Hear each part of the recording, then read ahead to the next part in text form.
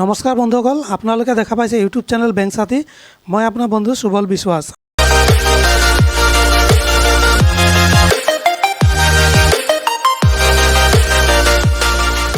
আজি আমি কথা পাতিম oyster মাছৰুমৰ বিশেষত্বৰ বিষয়ে। oyster মাছৰুমৰ বহুতো বিশেষত্ব আছে।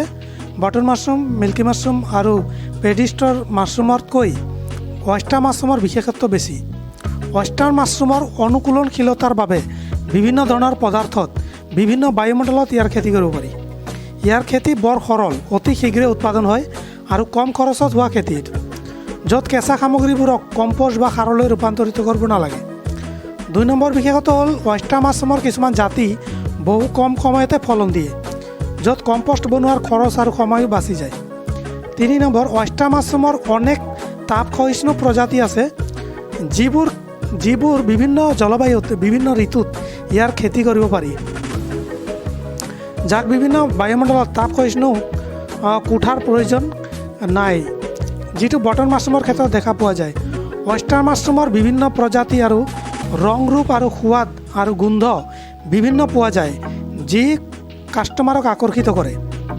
৪ নম্বৰ বিশেষত্ব হ'ল oyster মাছৰুমৰ বিশেষত্ব এয়াও দেখিবলৈ পোৱা যায় যে 1 কেজি খেৰৰ টোপোলাত 1 কেজিতকৈ বেছি উৎপাদন হোৱা দেখা যায়।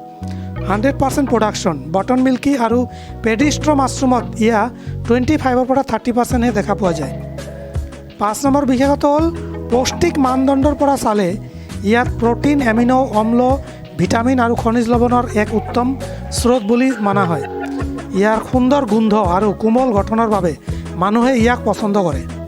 ৬ নম্বৰ বিশেষত্ব হ'ল বিশেষ সংৰক্ষণ ক্ষমতা আছে। সামান্য বতৰত ২-৩ দিন আৰু শুকাই ১ বছৰলৈকে ৰাখিব পৰা গুণৰ বাবে ইয়াৰ উৎপাদন ক্ষমতা দিনক দিনে বৃদ্ধি পাইছে। শুকান মাছৰুমবোৰ ১৫-২০ মিনিট তিয়াই আকৌ ব্যৱহাৰৰ বাবে উপযোগী কৰি তুলিব পাৰি। ৭ নম্বৰ, oyster মাছৰুমৰ অৱশিষ্টক উত্তম সাৰ হিচাপে ব্যৱহাৰ কৰিব পাৰি। গাঁত খান্দি পচাই কেঁচু সাৰ উৎপাদন কৰিব পাৰি। ইয়ে মাটিৰ উৰ্বৰতা শক্তিৰো বৃদ্ধি কৰে আৰু ইয়াৰ অৱশিষ্টক পশু আহাৰ হিচাপেও ব্যৱহাৰ কৰিব পাৰি। গতিকে বন্ধুসকল, আৰু বহুতো বিশেষত্ব আছে। যদি আপোনালোকে জানে তেতিয়াহ'লে কমেণ্ট কৰি জনাব।